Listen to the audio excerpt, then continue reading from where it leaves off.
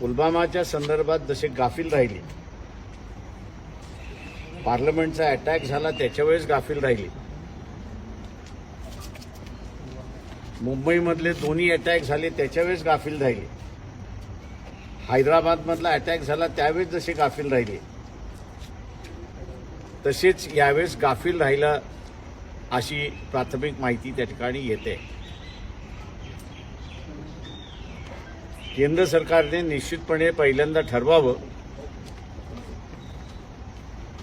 की ज्या ताकदीने ते नक्षलवाद्यांबरोबर लागलेले आहेत त्याच ताकदीने ते असणारं हा जो टेररिस्ट आहे या टेररिस्टच्या पाठीमागे का लागत नाहीये. एक पुलवामा आपण केला आणि थांबला, पण टेररिस्ट निर्माण करण्याच्या ज्या फॅक्टरी आहेत पाकिस्तानमध्ये त्या चाललेल्या आहेत, त्यांना उद्ध्वस्त करण्याचं असणारं धोरण हे शासन त्या ठिकाणी का करत नाहीये.